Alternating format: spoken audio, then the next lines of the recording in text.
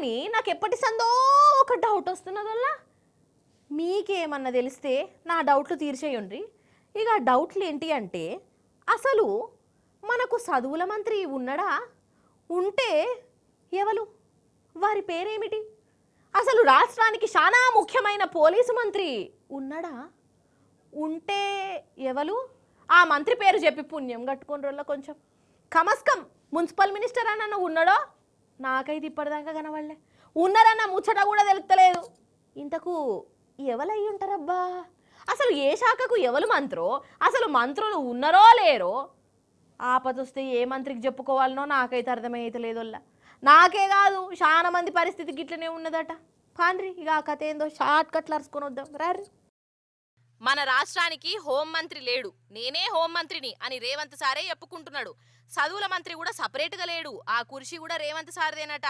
ఇక municipal minister ఎవలో అసలు ఎవలకు తెలియనే తెలియదు. అసలు ఏ శాఖకు ఎవరు మంత్రో, ఏ మంత్రి ఏ పని చేస్తాడో చాలా మందికి తెలియనే తెలియదు. షెయి పార్టీ ప్రభుత్వం వచ్చి ఏడాది దాటిపోయింది. ఇప్పుడు మన రాష్ట్రం పరిస్థితి గిది. అరే సేవలు చేస్తారో చెయ్యరో గాని కమస్కం మంత్రులనన్న పెడితే బాధేందో చెప్పుకోవచ్చు, తక్లీఫ్ ఏందో అర్థమైతుంది అనుకుంటే అసలు మంత్రుల జికరే ఉంటలేదు, పాలన ఉన్నట్టే అనిపిస్తలేదు.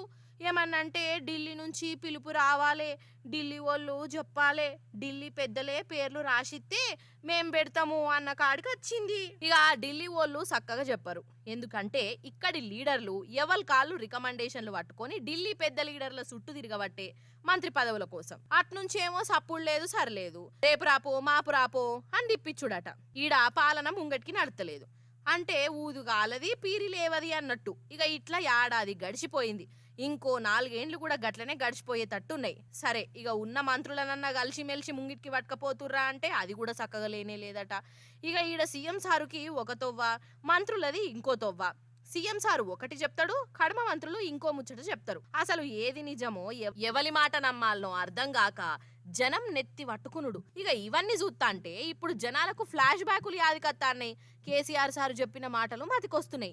కేసీఆర్ సారు ఓట్లకు ముందే చెప్పిండు, షెయి పార్టీని నమ్మి ఓటేస్తే మోసపోతాము, మోసపోతే గోసపడతాము, ఢిల్లీకి గులాంగిరి చేద్దామా అని 1కి 10 మాట్లాడినాడు. ఇగో ఇప్పుడు కన్లారా చూడవలసి వస్తున్నది. అసలు మనకు ఈ ఢిల్లీ కాంగ్రెస్ కు ఏం సంబంధం వల్ల?